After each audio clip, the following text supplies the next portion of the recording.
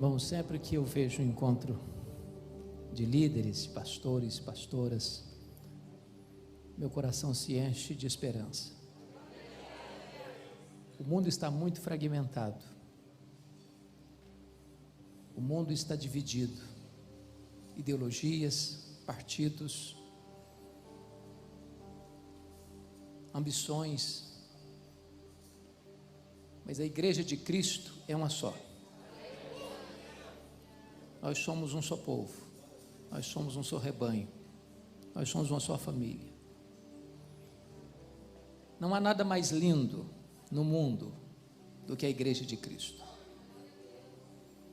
Você chega no lugar onde você nunca foi outrora, vê pessoas que você nunca tinha conhecido antes, e com 5 minutos você se sente em casa. Só na igreja de Deus acontece isso. Em tempos de crise, a igreja nunca deu marcha ré. Historicamente, a igreja avançou, cresceu, se fortaleceu. E a visão do líder é fundamental nesse momento. Porque enquanto tantos apostam no fracasso, enquanto tantos acham que vamos ter tempos sombrios, nebulosos, a igreja avança. Porque neste vozerio de pessimismo, a igreja tem uma palavra de segurança. Deus está no trono, as rédeas da história estão em suas mãos, e nós temos uma mensagem que não conhece fracasso, é o Evangelho de Jesus Cristo. É o poder de Deus para a salvação de todo aquele que crê. Então, mais do que nunca, você e eu precisamos estar encorajados, porque a igreja, e só a igreja tem a resposta para esse mundo. Continue pregando, continue sonhando, continue aguardando coisas grandes de Deus. Empreenda grandes projetos no reino de Deus. Eu quero repartir com vocês um texto, e talvez eu vou ter que dividir esse texto em 2 partes, para não passar por ele com muita rapidez. Está em Atos dos Apóstolos, capítulo 20, e eu peço que você abra. Nós vamos ler todo o texto agora, e vamos até onde o pastor vai me dar um sinal.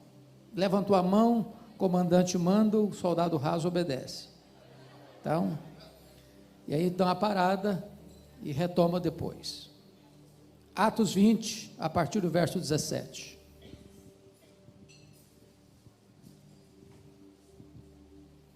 De Mileto mandou a Éfeso chamar os presbíteros da igreja. E quando se encontraram com ele, disse-lhes: vós bem sabeis como foi que me conduzi entre vós em todo o tempo, desde o primeiro dia em que entrei na Ásia, servindo ao Senhor com toda humildade, lágrimas e provações que pelas ciladas dos judeus me sobrevieram, jamais deixando de vos anunciar coisa alguma proveitosa e de vou-la ensinar publicamente e também de casa em casa, testificando tanto a judeus como a gregos o arrependimento para com Deus e a fé em nosso Senhor Jesus Cristo.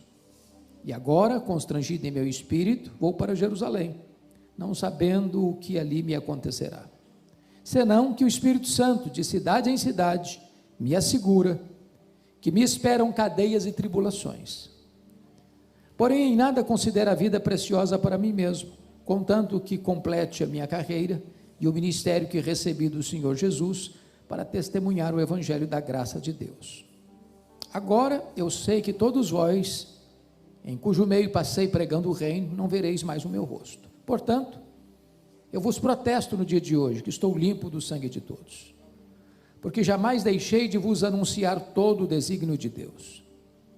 Atendei por vós e por todo o rebanho sobre o qual o Espírito Santo vos constituiu bispos, para pastoreardes a igreja de Deus, a qual ele comprou com seu próprio sangue.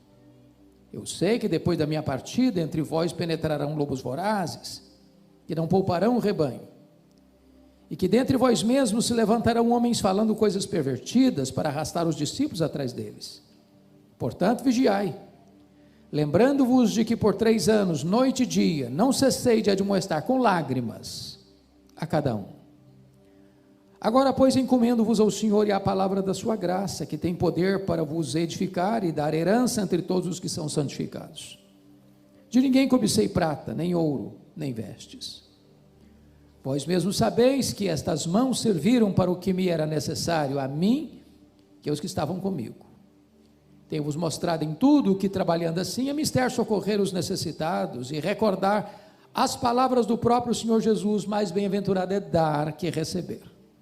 Tendo dito isto, ou tendo dito estas coisas, ajoelhando-se, orou com todos eles. Então, houve grande pranto entre todos, e abraçando afetuosamente a Paulo, o beijavam, entristecidos, especialmente pela palavra que ele dissera, que não mais veriam o seu rosto. E acompanharam-no até o navio. Amém. Bom, deixe-me colocar isto dentro do seu contexto. Paulo passara 3 anos em Éfeso, na sua 3ª viagem missionária.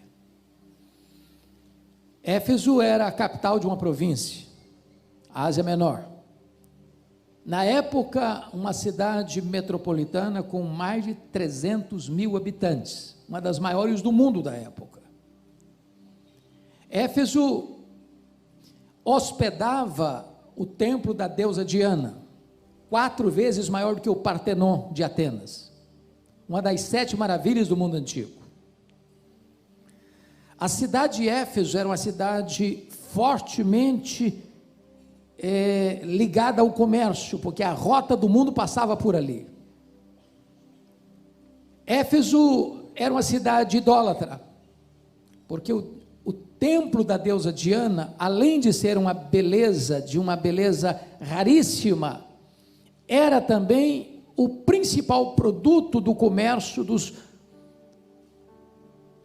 pessoas que chegavam e saíam de Éfeso, os turistas de Éfeso. Os nichos do templo, miniaturas do templo, era o principal produto de souvenir. Além de ser uma cidade idólatra, era uma cidade fortemente marcada pelo ocultismo. Agora pensem comigo que Paulo chega ali em 3 anos. Sobrenaturalmente ele impacta a cidade, a ponto da idolatria recuar, dos feiticeiros convertidos queimaram os seus livros em praça pública, avaliados em mais de 50 mil denários, a palavra de Deus prevalecer na cidade, e em 3 anos ele plantar igrejas em toda a província: Esmirna, Pérgamo, Tiatira, Sardes, Filadélfia, Laodiceia, Colossos e Hierápolis. Eu fico pensando hoje, com toda a tecnologia que temos, televisão, rádio, bíblias impressas, folhetos, internet, Facebook, Instagram, Zap, tudo mais. Um pastor chega numa cidade de 300 mil habitantes, em 3 anos, via de regra, nem conhecido ele é na cidade ainda. Não tem outra explicação para o êxito de Paulo em Éfeso, a não ser a obra soberana e sobrenatural do Espírito Santo na sua vida e através da sua vida. Mas não foi fácil não. Ele chega a comentar, ao escrever à igreja de Corinto, enquanto estava em Éfeso, que ele enfrentou em Éfeso lutas, aliás, feras. Ele enfrentou tribulação acima da sua força, a ponto de desesperar-se da própria vida. Parece que quanto mais pressão a igreja enfrenta, mais a igreja avança, mais a igreja cresce. Sucesso no ministério não é ausência de tensão, não é ausência de pressão, não é ausência de tempos difíceis. E então agora, depois de 3 anos, Paulo está saindo de Éfeso, indo para Jerusalém para levar as ofertas que ele recolhera entre as igrejas antigas para os pobres da Judéia, em virtude da fome que assolou o mundo no período de Cláudio, imperador Cláudio. E então ele para aqui em Mileto, chama os presbíteros para uma espécie de discurso de despedida, onde ele vai abrir o coração e partilhar com eles suas instruções de como eles deveriam se portar na igreja. E esta palavra de Paulo com esses presbíteros, que ele chama também de pastores e de bispos, serve para nós hoje como que um farol a guiar os nossos passos, nos tempos turbulentos em que estamos vivendo. O mundo está em convulsão, estamos vivendo uma onda de cristofobia no mundo inteiro. Países que outrora tinham coragem e orgulho de levantar a bandeira do evangelho, parece que estão enrolando esta bandeira, se envergonhando dela. E é nessa hora, irmãos, que nós, pastores e líderes, precisamos nos levantar. Que as cortes recuem, que os parlamentos recuem, que os palácios recuem, a igreja não há de recuar, em nome de Jesus.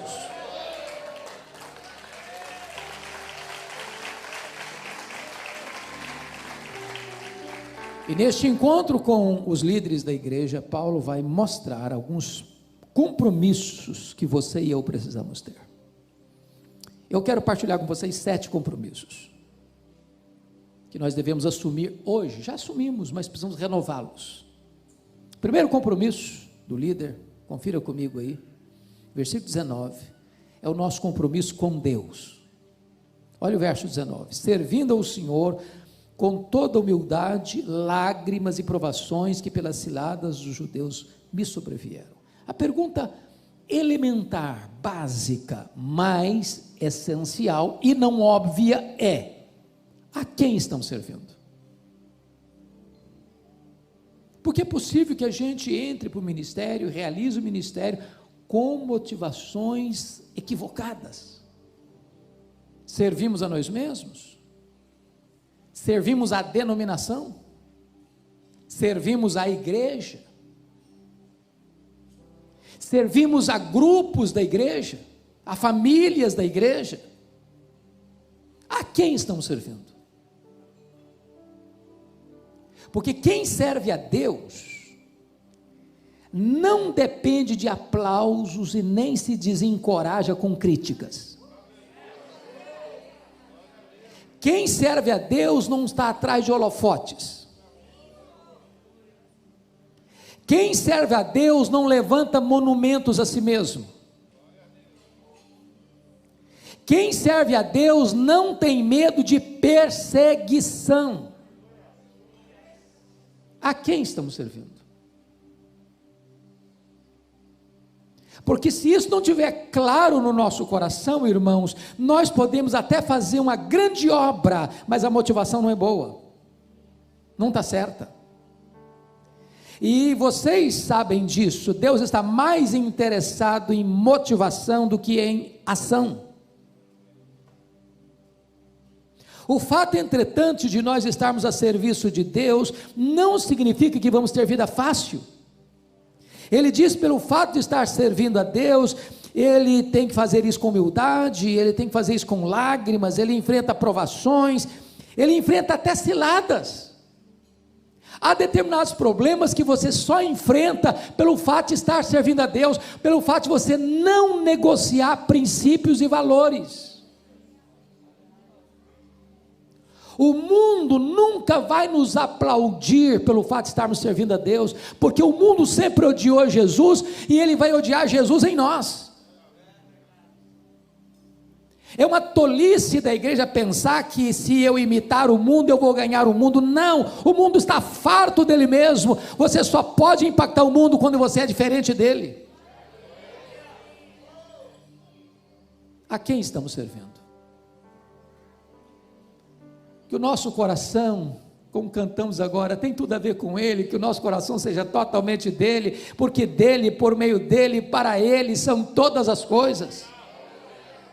não é o nosso nome, não é a nossa denominação, não é a placa da nossa igreja, não é o nosso ministério, é a glória dele, nós estamos a serviço dele, nós somos servos dele, nós somos embaixadores dele, nós somos chamados por ele, nós vivemos para ele, para a glória dele, e é isso é a essência do ministério. Segundo compromisso com nós mesmos. Olha comigo, por favor, o versículo 18. E quando se encontraram com ele, disse-lhes: vós bem sabeis como foi que me conduzi entre vós em todo o tempo, desde o primeiro dia em que entrei na Ásia. Olha o verso 28, a parte A: atendei por vós. Ô irmãos, isso é tão importante. O que Paulo está dizendo para esses irmãos é o seguinte: olha, vocês conhecem o dia que eu cheguei aqui, lembram-se disso, pois a minha vida, minha postura, meu ministério, meu trabalho, minha conduta, minhas ações, minhas reações, minhas decisões, desde o primeiro dia até o último dia, hoje que eu estou indo embora, teve consistência, não houve zigue-zague, altos e baixos, não foi um tobogã. Em outras palavras, a vida do líder é a vida da sua liderança. Seu ministério tem exatamente o tamanho da sua vida. Há um ditado na língua portuguesa que diz que a última impressão é a que fica. No ministério não pode existir a última impressão, é a primeira, é a segunda, é a última. Tudo precisa estar na mesma régua.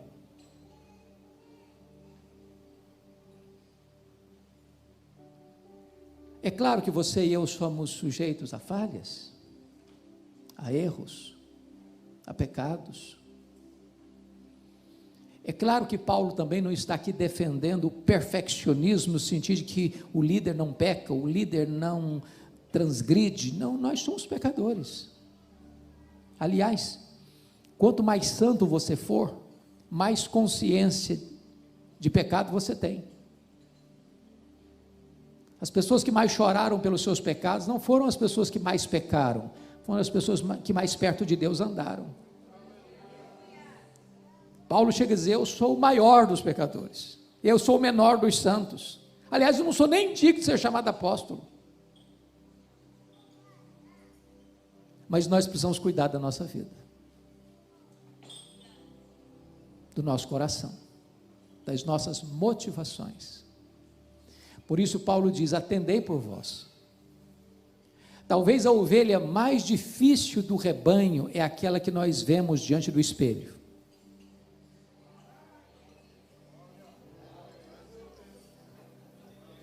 Se nós não pastorearmos a nós mesmos, nós estaremos desqualificados para pastorear todo o rebanho de Deus.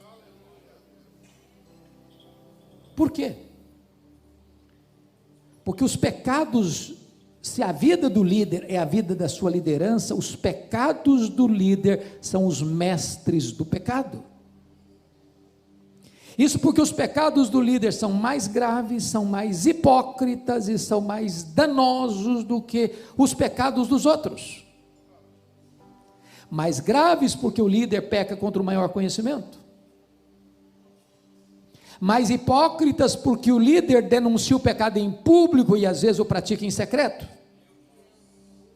E mais danosos porque quando um líder cai, mais pessoas são atingidas. Então Paulo diz: atendei por vós. Vigie a sua própria vida, pastoreie o seu próprio coração. E vocês que são pastores, pastoras, pregadores, pregadoras, sabem disso. É mais fácil você pregar para uma multidão do que você pregar para você mesmo. Você confrontar a você mesmo, você enfrentar a você mesmo. Mas Paulo diz: atendei por vós. E ele dá o exemplo: vocês sabem como eu me comportei entre vocês, desde o primeiro dia em que entrei na Ásia, até o dia que eu estou me despedindo de vocês. Que Deus os dê graça, irmãos,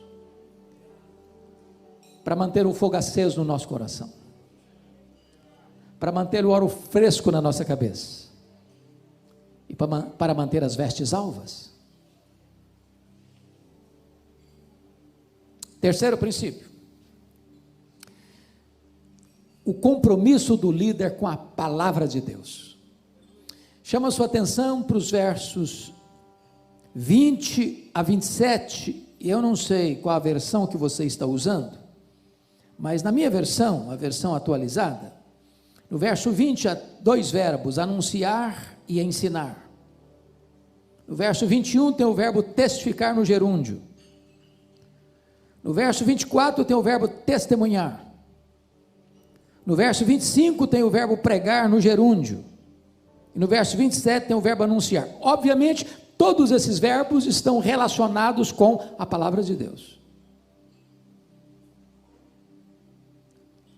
O pastor, o líder, precisa ser o homem da palavra, mestre na palavra, douto na palavra, que maneja bem a palavra da verdade. A palavra manejar é cortar em fatias retas, não fazer curva.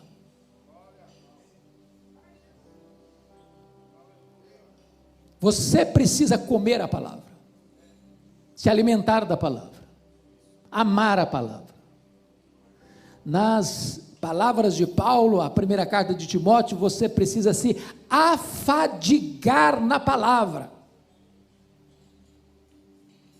Porque quem se alimenta de leite magro não consegue dar comida boa e consistente para o rebanho. E eu chamo a sua atenção agora para o verso 20. Jamais deixando de vos anunciar coisa alguma proveitosa e de vos lá ensinar, publicamente também de casa em casa. Chama a sua atenção para esse fato, ensinar publicamente também de casa em casa. Ou seja, ensinar para uma grande congregação e ensinar num pequeno grupo. Por que que isso é importante hoje?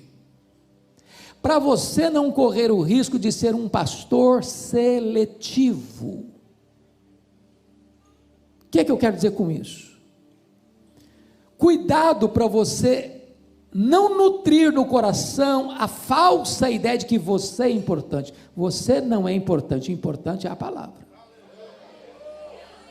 Importante é a palavra. Você passa, eu passo, nós passamos, a palavra de Deus permanece para sempre. Você é apenas um vaso de barro, o que tem valor é o que está dentro do vaso. Mas se você não tomar cuidado, você começa a achar que você é importante. E aí você começa a ficar seletivo. Ô irmãos, nós estamos vivendo um tempo tão difícil. E vocês sabem disso. Você manda um convite para um pastor, ele não te responde, ele manda um questionário para você, manda um questionário.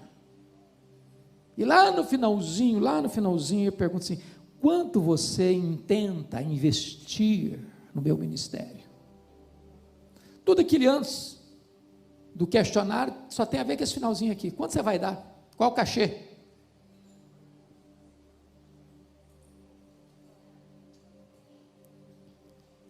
Certa feita, fui convidar um cidadão para pregar, não consegui falar com ele porque ele estava blindado.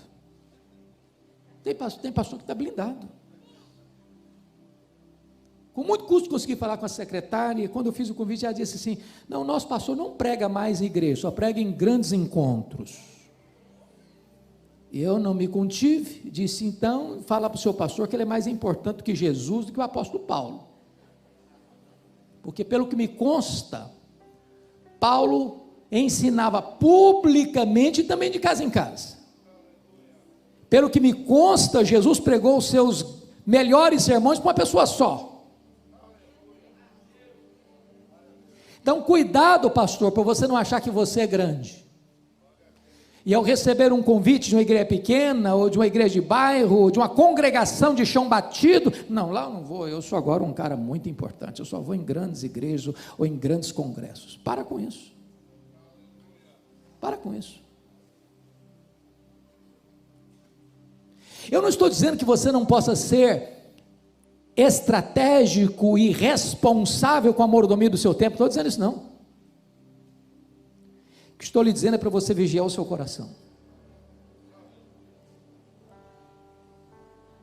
Eu gosto e faço isso. Atendo algumas agendas propositadamente daquela igreja de baixar a portinha assim, ó. Faço questão.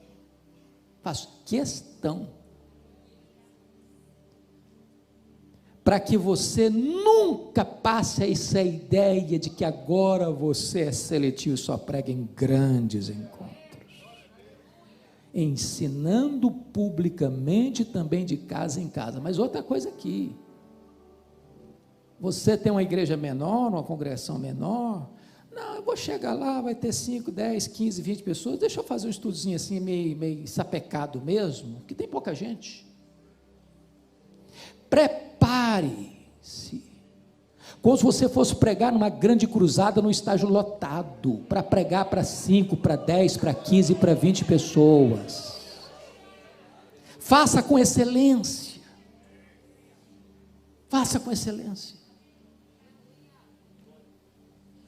Motivação. Mas há outra coisa que eu destaco. Olha o verso 21 agora comigo.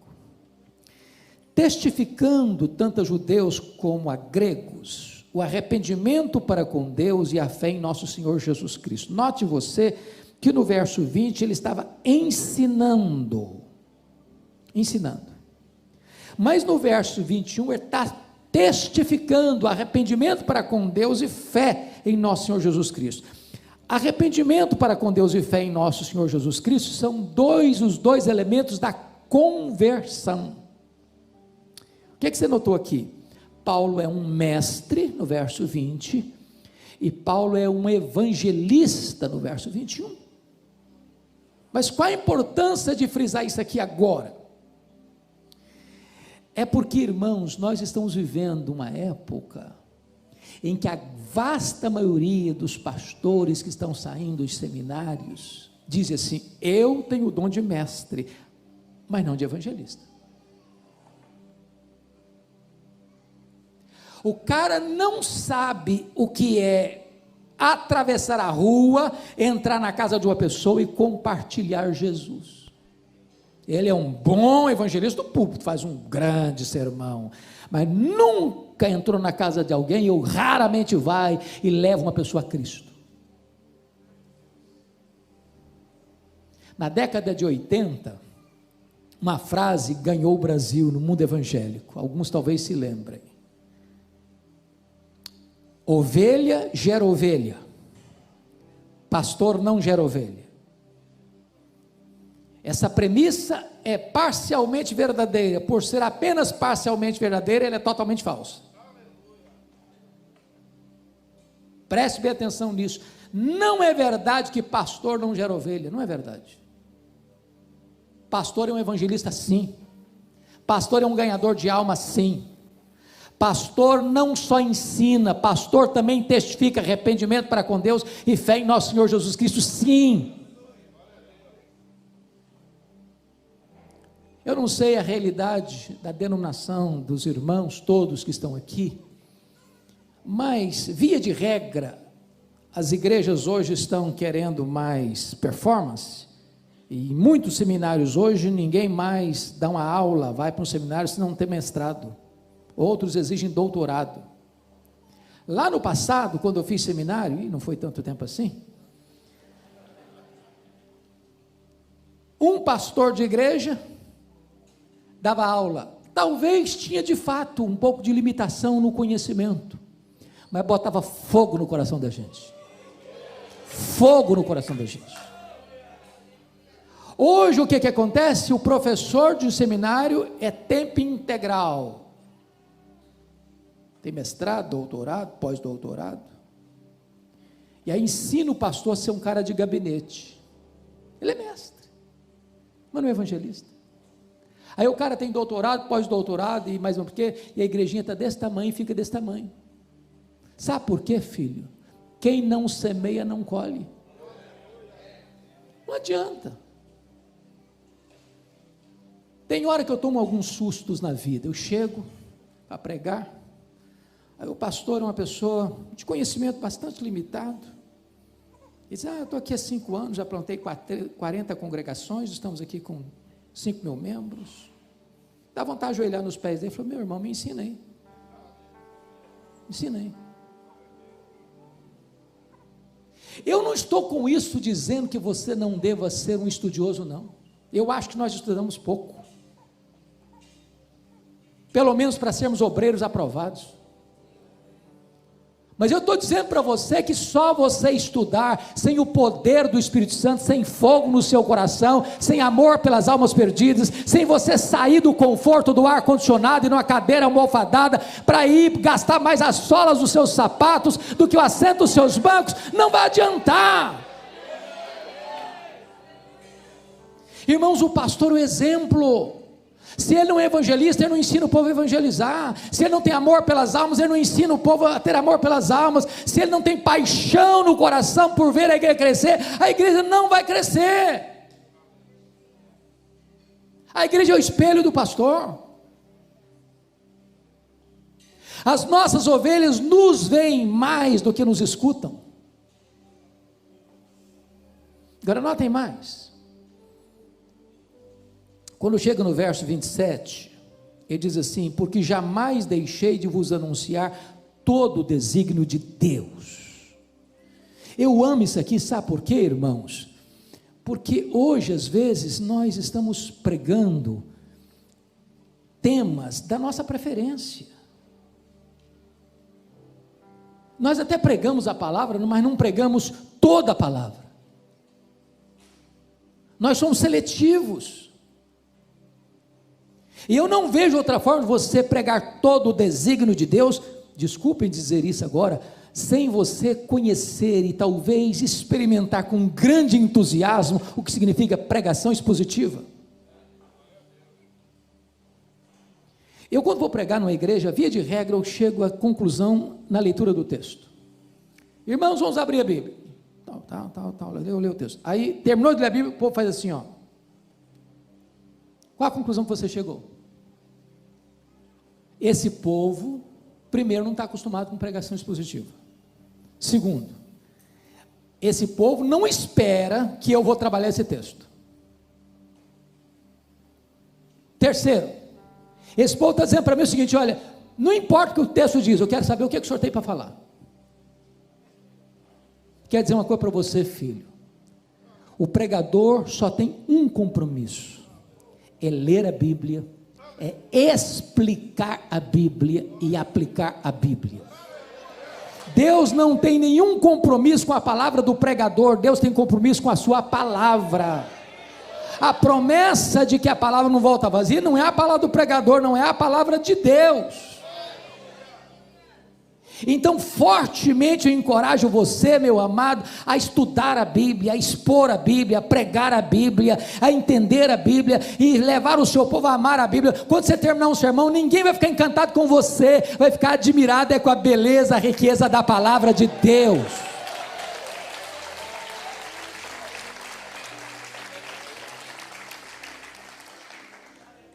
Quarto princípio. Olha comigo, por gentileza, o versículo 24. Porém, nada considero a vida preciosa para mim mesmo, conquanto que eu complete a minha carreira e o ministério que eu recebi do Senhor Jesus, para testemunhar o evangelho da graça de Deus. Há 3 coisas que eu chamo a sua atenção aqui, fundamentais. Primeiro, vocação. Vocação. Ministério que recebi do Senhor Jesus Cristo. Paulo não é um voluntário. Paulo é alguém que foi chamado. Ele não abraçou o ministério por outras motivações. Ele foi convocado. Mas o que é vocação? John Joyce, no seu livro Pregador, Sua Vida e Sua Obra, diz que muitos pensam que vocação é o seguinte: fulano tentou vestibular, hoje não tem mais, muito, é o Enem também, mistura Enem com vestibular. Vamos pensar na antiga. Tentei vestibular para medicina, não passou. Aí o cara tentou vestibular para engenharia, também não passou. Aí ele tentou para advocacia, também não passou. Aí ele tentou para economia, também não passou. Aí dá um start na cabeça, claro, gente, claro, olha aí. Óbvio, Deus está me chamando para o ministério. Toda a porta fechada é porque Deus está me chamando para o ministério. Isso não é vocação, não. Vocação é quando você tem todas as portas abertas e você só enxerga uma porta. É o chamado de Deus para a sua vida. Isso é vocação. Algemas invisíveis. Você pode até tentar recuar, mas isso vai ser um fogo no seu coração. Vocação.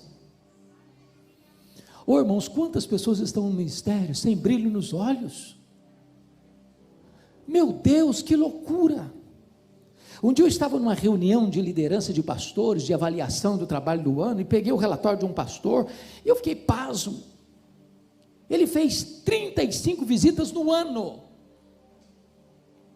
Uma igrejinha de 100 membros. Eu chamei o cidadão e falou: você deve ter errado aqui, eu acho que você botou os dados do mês no ano. Eu falei: não, do ano mesmo. Fui apertando o cara. Falou: onde você estava, meu filho? Eu estava na internet. Ô irmãos, tem pastor que sabe tudo das igrejas dos colegas, tudo, mas não cuida da igreja dele. Ô varão, se você foi chamado, põe a sua alma nisso, põe o seu coração nisso, põe a sua energia nisso, põe a sua mente nisso. Você tem que pensar na igreja 24 horas por dia. Meu Deus, me dá estratégia, meu Deus, me dá sonhos, meu Deus, o que é que eu tenho que fazer? Meu Deus, põe no meu coração a tua direção. Oh meu Deus, se tu me chamaste, eu quero estar por inteiro, por completo aqui nesta obra. Me perdoe de dizer isso, talvez eu possa até entristecer alguns aqui, mas tem muito pastor que o sonho da vida dele é ser vereador. O sonho da vida dele é ser vereador. Meu amado irmão, eu gostaria de dizer para você o seguinte: aquilo que Spurgeon disse para os seus alunos: meus filhos, se a rainha da Inglaterra convidar vocês para serem embaixadores em qualquer lugar do mundo, não rebaixem de posto, vocês já são embaixadores do Rei dos Reis e do Senhor dos Senhores. Apaixone-se pelo ministério. Deus chamou você para a mais honrosa vocação do mundo: ser portador de boas novas de salvação. Segundo, abnegação.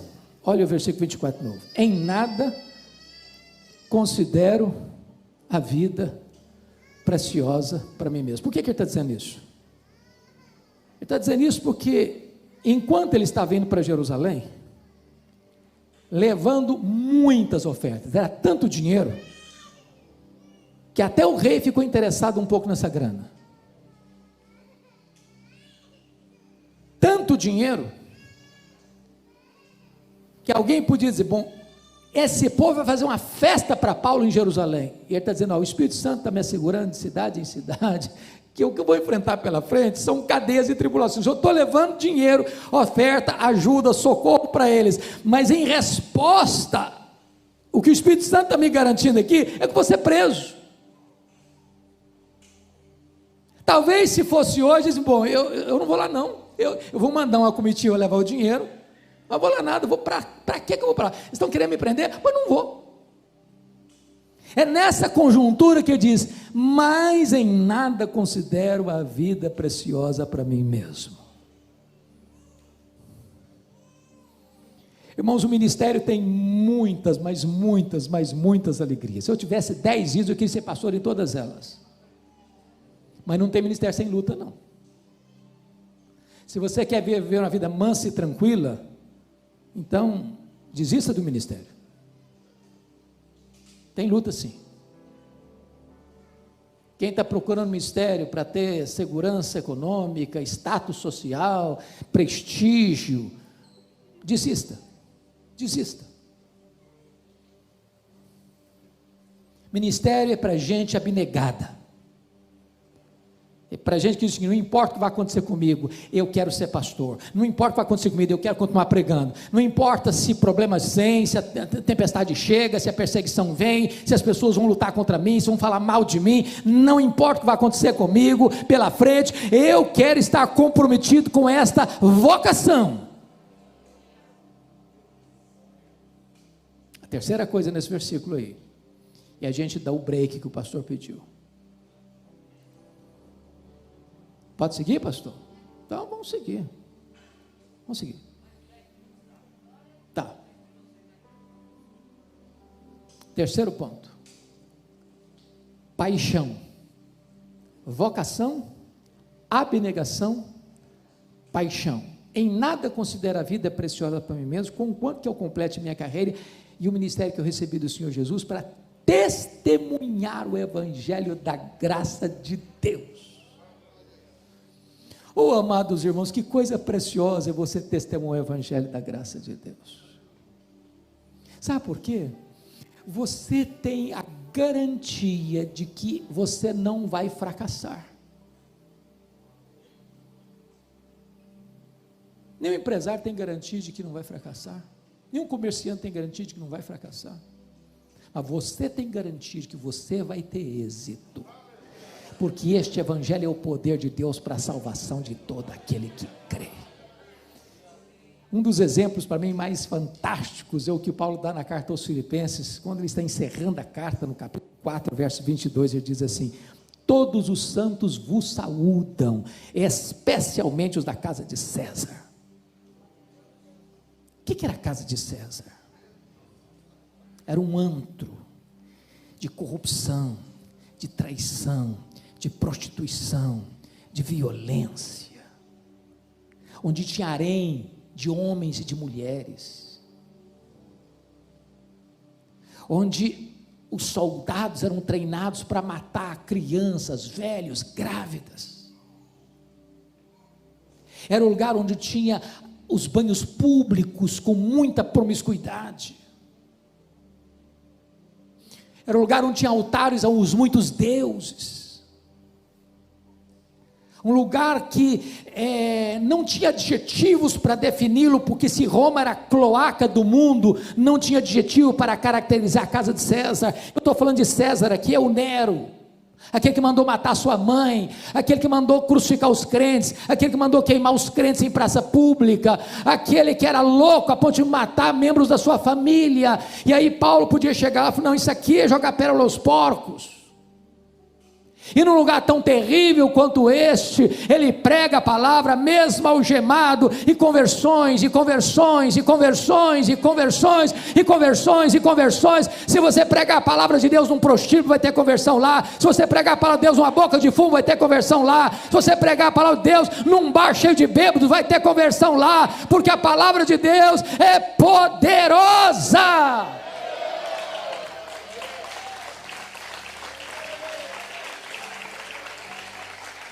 Eu tenho uma paixão, é testemunhar o evangelho da graça de Deus. Ô irmão, deixe que esta palavra queime o seu coração, deixe que o ministério traga brilho aos seus olhos. Para de ficar lamentando, para de ficar reclamando do lugar que você está, da igreja que você está, da cidade que você está. Começa a glorificar a Deus, porque não é o lugar que faz o homem, é o homem que faz o lugar. Não importa se numa grande catedral, não importa se num lugarzinho de chão batido, não importa se numa congregação de bairro, não importa se numa região rural ou numa grande metrópole. O importante é que, se Deus está ali, o deserto da Judeia pode ser o território de um grande reavivamento espiritual.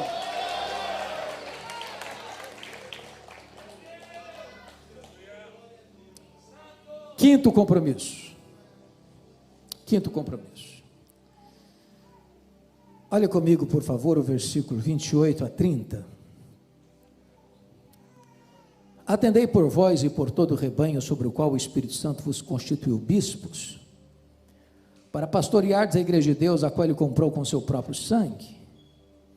Eu sei que depois da minha partida, entre vós penetrarão lobos vorazes, que não pouparão o rebanho, que dentre vós mesmos se levantarão homens falando coisas pervertidas, para arrastar os discípulos atrás deles. Então nós já falamos do compromisso com Deus, do compromisso com você mesmo, do compromisso com a palavra, do compromisso com o ministério. vocação, abnegação, paixão. Agora, em quinto lugar, o compromisso com a igreja. Com a igreja. E Paulo diz: atendei por todo o rebanho sobre o qual o Espírito Santo vos constituiu bispos. Deixa eu fazer só uma perguntinha aqui para os colegas. Na igreja que você pastoreia, tem alguma pessoa complicada? Porque se não tiver, a gente pode fazer algumas transferências também, sem nenhum problema. Nenhum problema. Com todo prazer. Por que Paulo está dizendo atendei por todo o rebanho? Porque o pastor pode correr o risco de ter as ovelhas prediletas e fazer 10 visitas para uma ovelha no ano e nenhuma visita para aquela outra ovelha no mesmo ano.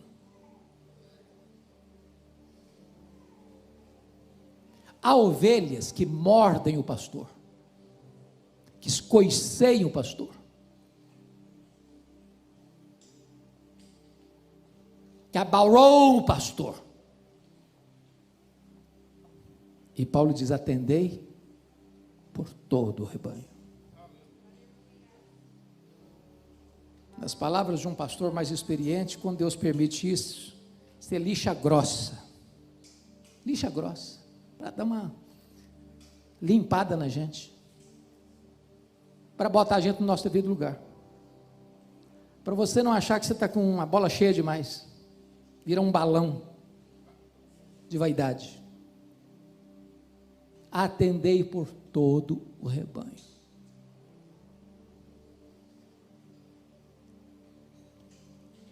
Agora preste atenção, sobre o qual o Espírito Santo vos constituiu bispos. Aqui tem algo sublime para nós. Você conhece igreja onde o pastor é o chefe, é o dono, quem manda é ele, e não fica na frente não, que ele te arrebenta? Tem política de bastidor para ficar ou para sair?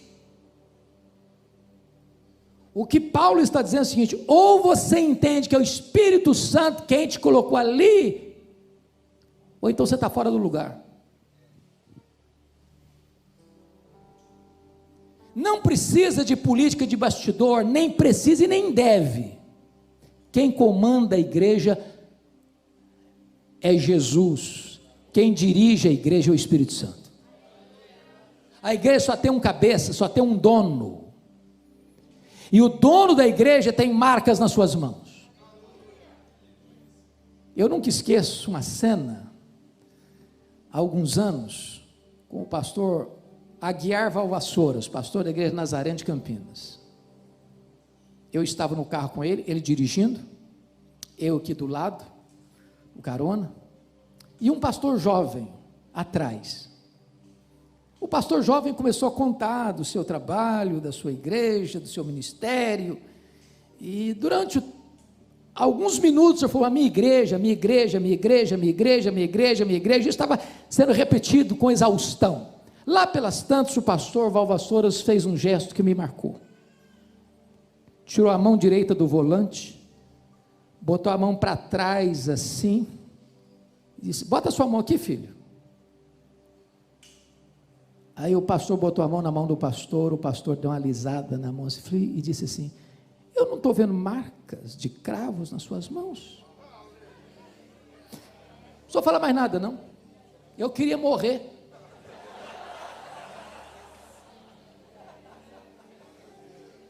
O dono da igreja tem marcas de cravos nas mãos.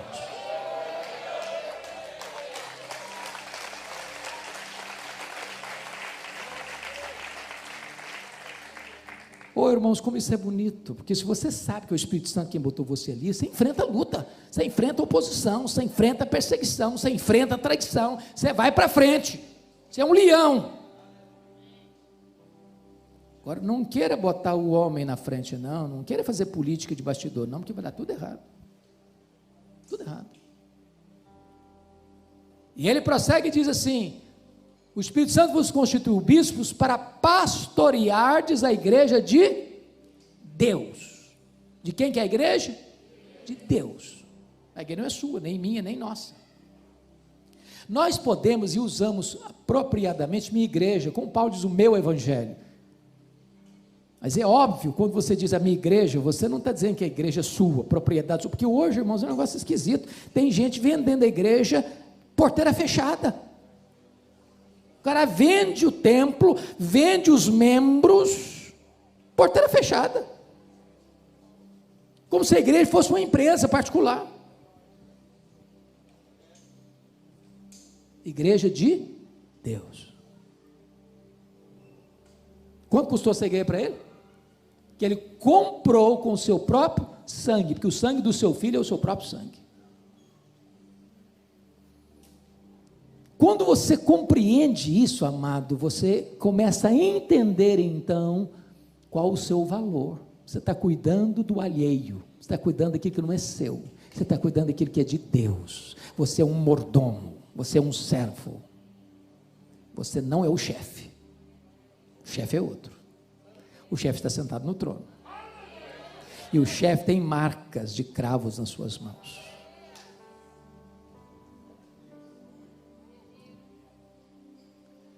Mas agora Paulo chega no verso 29, ele tem um alerta soleníssimo a fazer. Preste atenção. Você que tem talvez o hábito de grifar como eu, preste atenção. No verso 29 ele diz: eu sei que depois da minha partida, entre vós, grife a expressão entre vós. Depois no verso 30 ele diz: e que dentre vós, grife a expressão dentre vós. Aí eu pergunto para você, no verso 29, eu sei que depois da minha partida, entre vós penetrarão lobos vorazes que não pouparão o rebanho. A pergunta é: os lobos estão dentro ou estão fora aqui? Os lobos estão dentro ou estão fora aqui no verso 29? Dentro. Vocês leram direito? Leiam outra vez. Leiam de novo. Os lobos estão fora, querendo entrar. Querendo entrar. Quem são os lobos? Os falsos mestres, os falsos profetas, aqueles que não trazem o ensino fiel das Sagradas Escrituras. Vocês acham que tem falsos mestres hoje? Tem lobos hoje?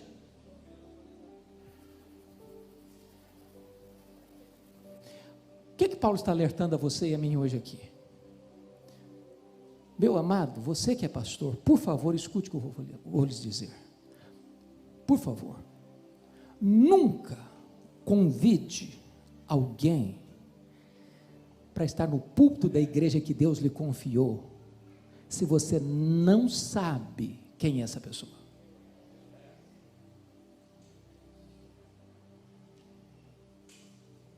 Porque você é o responsável diante de Deus por esse rebanho.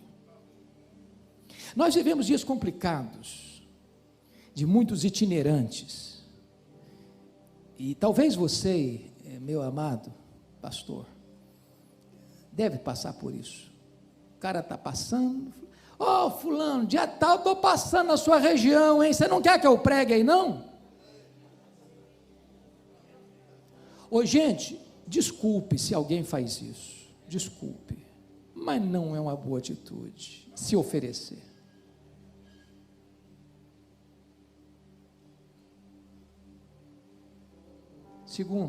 Segundo, não pense que todo mundo que diz que é de Deus, de fato é de Deus. Deixa eu lhes dar um pequeno exemplo.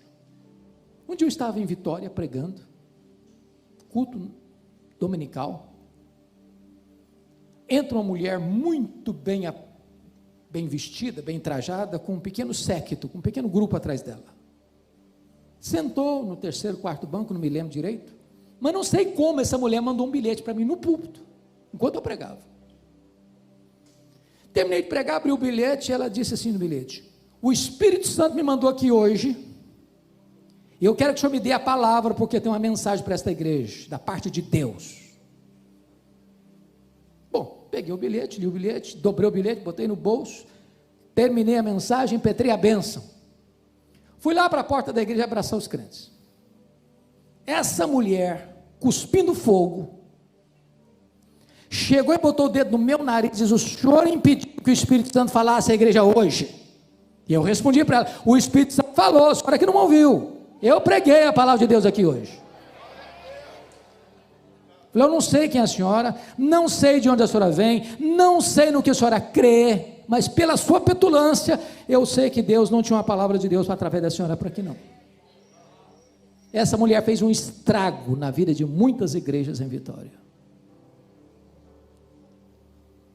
Então, irmão, você é o pastor da igreja, cuide desse rebanho, para que os lobos não entrem, porque pode ter certeza, o lobo, ele sempre vem travestido, ele não vem dizendo que ele é lobo, ele não vem mostrando as garras, ele não vem mostrando as presas.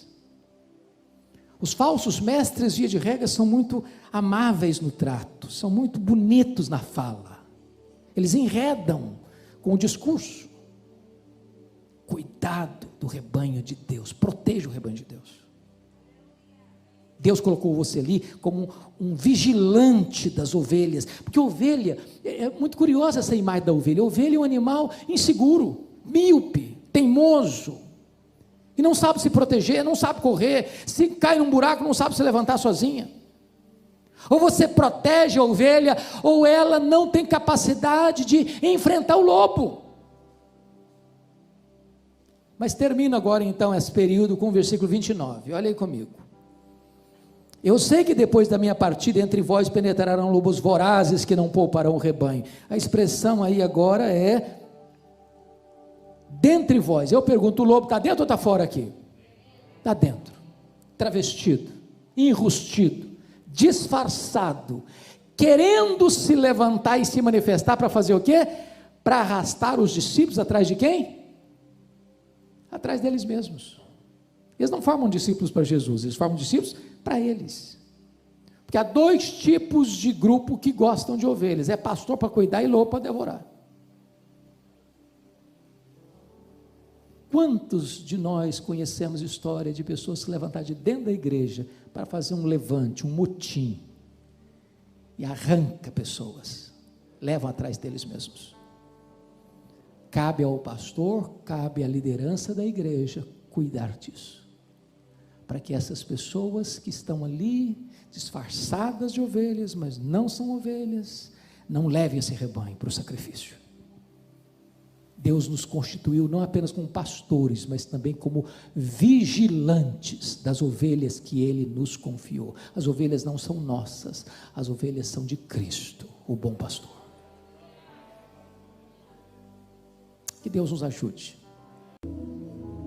5 dos 7 princípios que Paulo transmitiu àqueles presbíteros da igreja de Éfeso: compromisso com Deus, consigo, com a palavra, com o ministério e com a igreja. Agora eu gostaria então de repartir com vocês os últimos 2 princípios que ele vai ensinar, e que certamente são oportunos e necessários para a nossa vida hoje. O 6º princípio está aí nos versos 33 a 35. De ninguém cobicei prata, nem ouro, nem vestes. Vós mesmos sabeis que estas mãos serviram para o que me era necessário a mim e aos que estavam comigo. Tenho-vos mostrado em tudo que, trabalhando assim, é mister socorrer os necessitados e recordar as palavras do próprio Senhor Jesus: mais bem-aventurado é dar que receber. O princípio aqui é o compromisso do líder com dinheiro. Com dinheiro. Esse é um ponto muito sensível, de muita atenção. E eu quero dizer por quê. Porque penso que há 2 extremos, polarização sobre esse assunto. O primeiro extremo, irmãos, é quando o pastor é motivado por dinheiro. Jesus Cristo não chamou César de Senhor. Jesus Cristo não chamou nem mesmo o diabo de Senhor. Mas Jesus chamou o dinheiro de Senhor. Diz que ninguém pode servir a dois senhores. O dinheiro exige tempo integral, dedicação exclusiva. E há muitos pastores que optam por esta ou aquela igreja, pelo critério do dinheiro. Talvez você e eu já tenhamos conhecimento, eu pelo menos tenho, de um pastor que chega numa igreja, com entusiasmo, comunica para o rebanho sua alegria em estar ali, de como Deus o enviou para ali. Daqui a 3 meses, ele recebe um convite de uma igreja maior, que paga o dobro de salário, e ele chega para a igreja e diz: meus irmãos, o Espírito Santo está me mostrando que Deus tem coisas mais amplas para mim. Quando toda a motivação para ir da igreja A para a igreja B, foi o salário maior que vai receber. Eu não tenho nenhum problema com um pastor que sai da igreja A para a igreja B,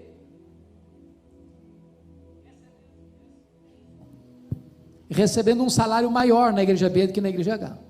Nenhum problema. A grande questão é qual é a motivação em ir da igreja A para a igreja B. Se a motivação é dinheiro, ele está dizendo o seguinte: o meu ministério está numa vitrine, quem paga mais leva. Isso é muito sutil. Deixa eu lhes dar 2 exemplos para clarear o princípio. Certa feita eu fui convidado para pregar numa das boas igrejas da nossa denominação, e eu não sabia que eles estavam em transição pastoral. Quando terminou o culto, a liderança da igreja me convidou para uma sala e disseram o seguinte para mim: nós estamos em transição pastoral, nós não sabemos o quanto o senhor ganha, a nossa igreja é uma igreja muito bem situada financeiramente, e nós pagamos o dobro do que o senhor ganha lá, não importa quanto é o seu salário lá, nós pagamos o dobro, precisamos que o senhor venha. E eu disse para aqueles irmãos: primeiramente, me sinto honrado com o convite, lisonjeado com a oferta. Entretanto, eu preciso dizer 2 coisas para vocês. Primeiro, eu tenho compromisso com a igreja que eu sou pastor. Segundo, se eu vier para cá porque vocês estão me pagando o dobro, eu estou dizendo para vocês que eu tenho preço, que o meu ministério está numa vitrine, quem paga mais leva. Então eu agradeço o convite, mas eu não venho. Porque se fosse, a motivação não era a igreja, era o dinheiro. Que discurso eu faria para a igreja que eu era pastor? Meus irmãos, eu estou saindo porque lá vão me pagar mais. Segundo exemplo, quando eu estava fazendo meu doutorado nos Estados Unidos, fui convidado para pregar numa das grandes igrejas, e a oferta que me fizeram era 4 vezes o que eu ganhava, 4 vezes. Alguém me disse: você é louco não aceitar um convite desse? Fica aqui 5 anos, resolve a sua vida financeira, depois você volta. A grande questão é: quanto vale o seu ministério? Qual é a sua motivação?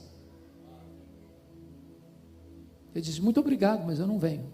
Eu tenho compromisso com o rebanho, sobre o qual o Espírito Santo me constituiu bispo. Então, muito obrigado, eu não venho. Vigie o seu coração, meu irmão, para que o dinheiro não seja o vetor que vai governar suas decisões. Nós estamos vivendo, irmãos, um tempo difícil, onde pastores e cantores evangélicos são tratados, às vezes, como astros de cinema. Pastores que exigem cachê para pregar, cantores que só pregam se o cachê for muito bom, E quando nós contribuímos para essa cultura, nós nos tornamos coparticipantes desse pecado. Eu não tenho nenhum problema de convidar um pregador, e eu sempre fiz isso, e honrar a pessoa que eu convido, com oferta. Agora, também tem outro princípio. Se ao convidar um pastor, diz, eu vou, mas o meu preço é tanto, ainda que a oferta que eu fosse dar, no meu coração estava definida maior do que ele pediu, eu desconvido. Muito obrigado. Você vem não. Porque ministério não é negócio. Pastorado, irmãos, não é troca, não é barganha. Se você atender um convite por causa da oferta que lhe foi feita, você questione a sua motivação. Questione a sua motivação. Volto a lhe dizer, você deveria aceitar um convite para pregar numa congregação que não possa lhe pagar nem a gasolina para você ir. Quantas vezes já fiz isso? E aprendi uma coisa, pastor, que eu fazia errado. Um pastor um dia me ensinou isso. Se você for pregar na igreja mais humilde, lhe der uma oferta de R$20, receba. Nunca rejeite uma oferta. Isso é orgulho. Ainda que, ao receber, você resolva fazer outra coisa. Agora eu recebi, eu gostaria, pastor, que o senhor pegasse essa oferta, comprasse um presente para sua esposa. Mas você recebeu. Não há ninguém tão pobre que não possa dar. Não há ninguém tão rico que não possa receber.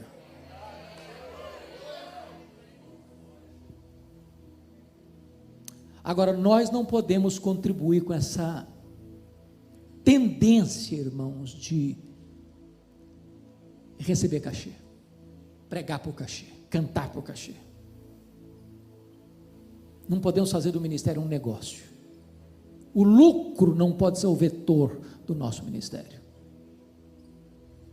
Mas lhes disse que há outro polo, outro extremo. Primeiro é o pastor ser governado por dinheiro. O segundo extremo é quando a igreja não honra o pastor e lhe paga um salário de fome. Tem muita igreja, irmão, que o pastor, presidente, recebe um mega salário. Quem rala mais lá na ponta, paga para ser pastor. Biblicamente isso não está certo. O obreiro é digno do seu salário. Agora vamos ver o que Paulo diz aqui. Ele diz o seguinte: de ninguém cobicei prata, nem ouro, nem vestes. Vós mesmos sabeis que estas mãos serviram para o que me era necessário, a mim e os que estavam comigo. Tenho-vos mostrado em tudo que, trabalhando assim, é mister socorrer os necessitados, e recordar as palavras do próprio Senhor Jesus, mais bem-aventurado é dar que receber. Alguns dizem, está vendo, isso aqui sim, isso aqui é exemplo.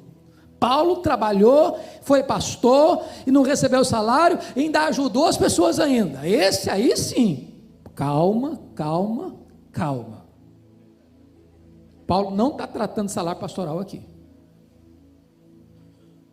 Se você quer saber o que ele pensa sobre salário pastoral, você tem que ler 1 Coríntios capítulo 9, lá ele trata do assunto, e ao tratar do assunto lá, ele diz, ele aplica o mesmo princípio do Antigo Testamento para o Novo Testamento, e diz que o pastor merece primícias, um salário de honra. Agora, o que ele está dando de exemplo é o seguinte: quando a igreja era munheca, mão de vaca, pão dura, e não pagava o salário para ele não deixava de ser pastor não, ele ia fazer tenda, ele ia trabalhar para ser pastor, porque ele não é pastor por causa de dinheiro, ele é pastor por causa de um chamado que ele recebeu de Deus.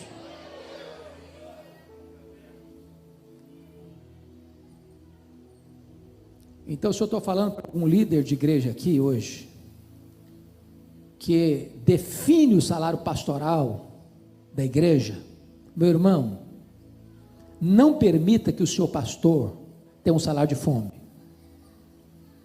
Que o seu pastor não durma de noite sabendo como é que ele vai pagar as contas.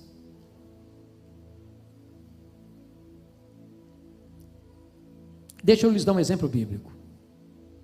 O apóstolo Paulo, quando estava em Corinto, vocês sabem que a igreja de Corinto é uma igreja rica, financeiramente muito bem situada, mas pão dura. A igreja de Corinto não pagou o salário de Paulo enquanto ele foi pastor lá 1 ano e meio. Enquanto Paulo estava lá, ele não falou nada. Depois que ele saiu, foi para Éfeso. De Éfeso ele escreve as 2 cartas aos Coríntios. E aí puxa a orelha da igreja. Vamos ver isso?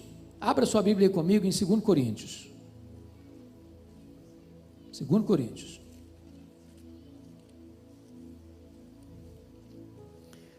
Lá no capítulo 11, versículo 8. Se eu fosse membro da igreja de Corinto, eu ficaria com vergonha de receber essa carta. Olha aí comigo. Obrigado. 2 Coríntios 11, 8. Olha aí comigo. Paulo diz assim: despojei outras igrejas, recebendo salário para vos poder servir. Que é isso, Paulo? Você era nosso pastor, e outras igrejas pagaram o seu salário para você ser o nosso pastor? Vocês não pagaram. Outras igrejas, entendendo meu ministério, me sustentaram, enquanto eu era pastor de vocês. Verso 9. E estando entre vós, ao passar privações. Paulo, você passou privação aqui, sendo nosso pastor? Passei. Vocês não pagaram meu salário. Olha, gente, eu passava em frente ao McDonald's todo de vontade, comer um lanche, não tinha dinheiro. Minha túnica rasgada, precisava comprar uma túnica nova, mandei costurar, remendar, porque não tinha dinheiro. Vocês não pagaram meu salário? Não me fiz pesado a ninguém, pois os irmãos, quando vieram da Macedônia, Macedônia era gente pobre ou rica? Pobre. Supriram o que me faltava, e em tudo me guardei e me guardarei de vos ser pesado. Em outras palavras, os irmãos pobres da Macedônia, ao ver eu ser pastor de vocês, passando privações aqui, me supriram. Era para ficar com a cara no chão de vergonha, não? Mas ele dá o tiro da misericórdia nessa igreja, no capítulo 12, verso 13. Olha o que ele diz aí. Porque em que tendes vós sido inferiores às demais igrejas? Aí ele chama a igreja de Corinto da igreja inferior. A última nota mais baixa na avaliação de todas as outras igrejas. Porque em que tendes vós sido inferiores às demais igrejas, senão neste fato de não vos ter sido pesado, perdoai-me esta injustiça. Trocando em miúdos, sabe o que ele está dizendo? Igreja de Corinto, de todas as igrejas, vocês foram a última escala, última nota. Nesse quesito, vocês não pagaram o meu salário, me perdoe a injustiça, devia ter cobrado. Trocando em miúdos, 2 coisas aqui que nós não podemos cometer. Primeiro, ser pastor movido por amor ao dinheiro.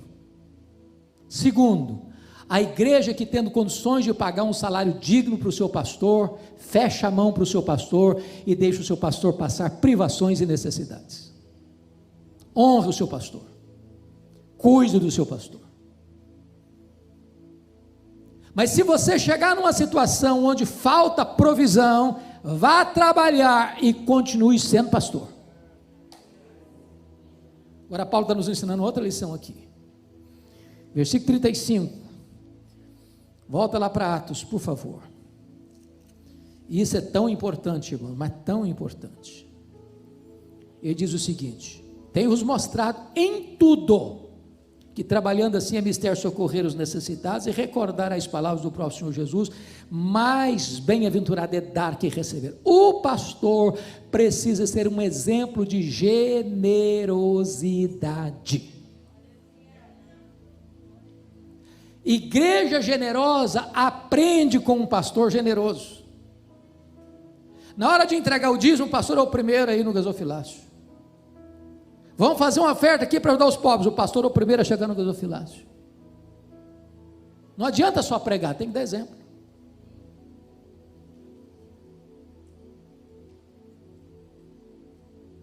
Oh, amados irmãos, como isso é fundamental, porque as nossas ovelhas aprendem muito mais olhando para nós do que escutando a nós.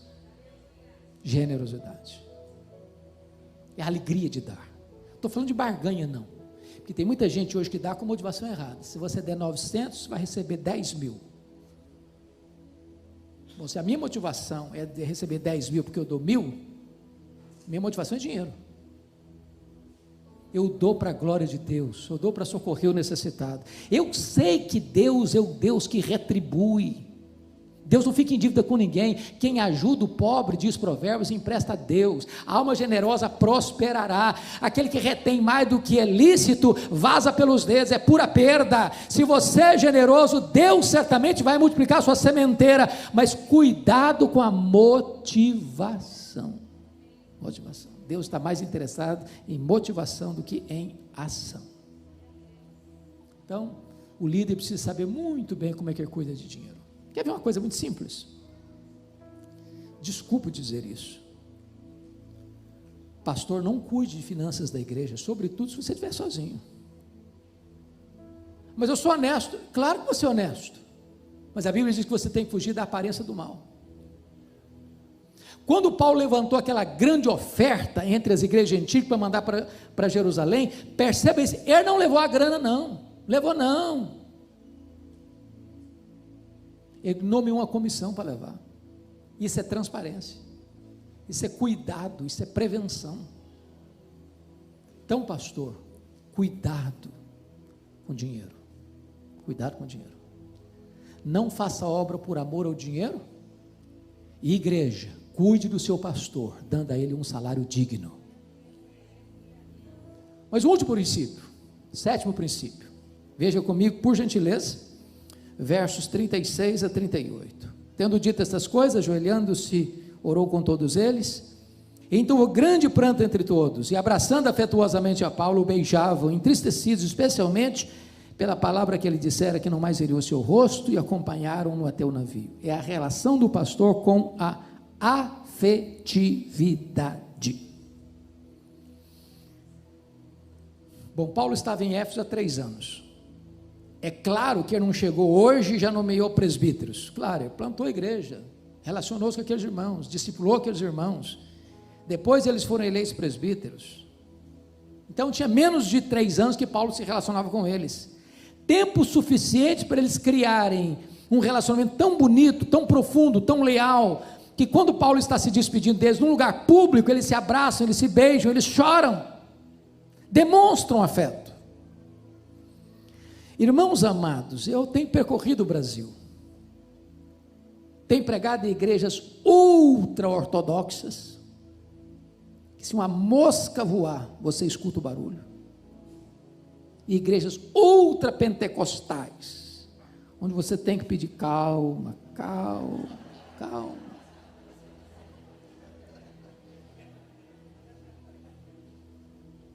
Sabe onde os pastores enfrentam mais tensão na igreja? Não é com as ovelhas, é com a liderança. Pastores com úlcera, pastores com insônia, pastores com depressão, pastores doentes emocionalmente, líderes que na igreja uma bênção, cantam, quando ficam ao redor de uma mesa, viram um monstro, quer subjugar o pastor, quer botar o pastor debaixo da sola do seu sapato. Pastor chega na igreja, primeiro dia, saudação, você está de passagem, nós somos daqui, então, abra os olhos, quem manda aqui somos nós.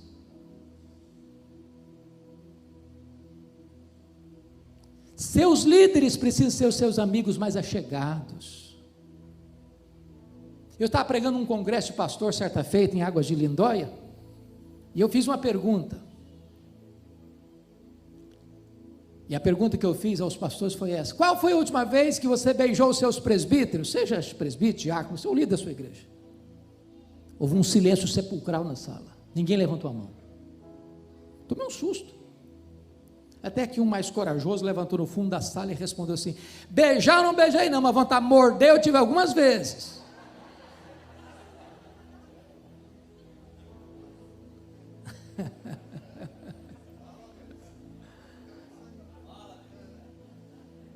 Oi, gente, nós temos que ser mais amáveis, nós temos que ter um pouco mais de mel.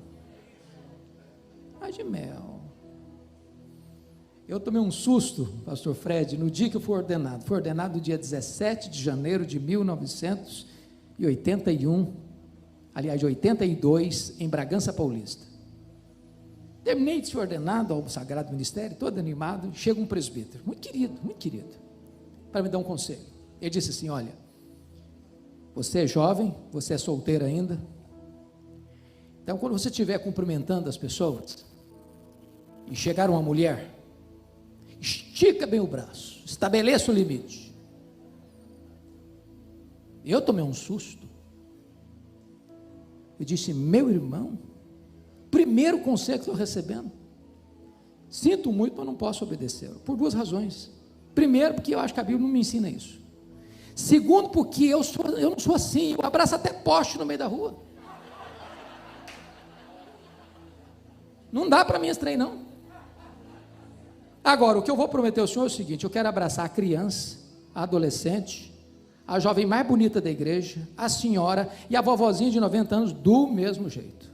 Do mesmo jeito. Se a pessoa vier tirar uma casquinha, Cedão chega para lá também com educação. Não precisa ser indelicado, não. Com educação. Se você quiser tirar a casquinha, então bote a boca no pó e se arrependa. Agora, seja amável com as pessoas. Seja doce. Pastor tem que ter cheiro de ovelha. Pastor é aquele que a criança corre e abraça as suas pernas e pula no seu colo. Trate os seus líderes com honra. Pare de querer ser, esse aqui é meu protegido, é meu amigo, o outro lá, e começa a fazer política de bastidor. Para com isso. Ama seu povo, ama essas ovelhas. Uma coisa é amar a pregação, outra coisa é amar as pessoas para quem você prega. Eu escutei de uma estrela por aí afora: eu gosto da multidão, mas de gente não. Esse negócio de gente me encostar, me cumprimentar, me abraçar, não dá para mim. Aí sabe o que está acontecendo hoje? O cara chega para pregar, na hora que vai pregar, e acabou de pregar, racha fora. Não gosta do culto, não gosta do louvor, não gosta da congregação, não gosta do povo. Ele gosta do glamour, ele gosta do holofote. Pastor tem que ser amável. Pastor tem que chorar com o que chora. Pastor tem que se alegrar com o que se alegra. Pastor tem que ir na casa do pobre e do rico do mesmo jeito. Deixa eu lhes dar 2 exemplos para encerrar. Um dia eu estou abraçando o povo na porta da igreja, depois do culto. Aproxima-se uma irmã e diz assim: pastor, o senhor sabe por que eu valorizo tanto o seu abraço aqui na igreja? Eu falei: não sei não, filha, por quê? Ela me respondeu: porque é o único abraço que eu recebo na semana.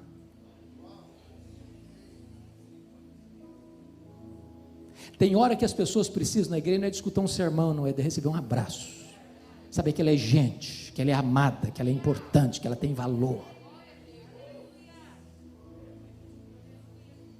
Cuidado para você não ir jantar só na casa dos ricos.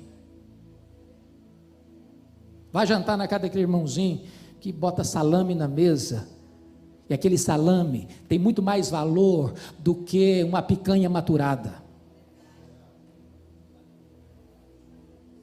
Um dia uma irmã me telefonou, disse: pastor, eu estou ligando para o senhor porque está muito longe, está muito difícil eu ir para a igreja, porque eu moro sozinha, é complicado, então eu estou dizendo para o senhor que eu quero ficar aqui na igreja perto da minha casa. Eu respondi assim para ela, falei: ô filha, só tem um problema, você é tão querida, tão amada, tão importante aqui, que nós não podemos abrir mão da sua vida. A mulher começou a chorar, do outro lado da linha, e disse assim para o pastor: não quero ir para outra igreja coisa nenhuma, eu só precisava escutar isso do senhor hoje. Se eu dissesse: não, minha filha, é isso mesmo, você mora sozinha, fica aí mesmo, que fica melhor para você. Ela falou: está vendo aí, eu não valho nada mesmo, não tem importância nenhuma mesmo, o pastor me descartou mesmo, e ficava lá, e não ficava triste ainda. As ovelhas precisam saber que você as ama, que você tem compromisso com elas, que você está do lado delas, que você está disposto a dar a vida por elas.